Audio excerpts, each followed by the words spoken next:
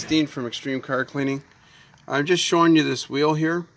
Okay, now if you look, that's some heavy brake dust, grease and oil that's on there. Okay, now if you guys are trying to fix this up at home, I've got a simple solution for you. If you want to go from that to this, use this. Okay, simple. Toothbrush, get yourself some Mother's aluminum wheel cleaner.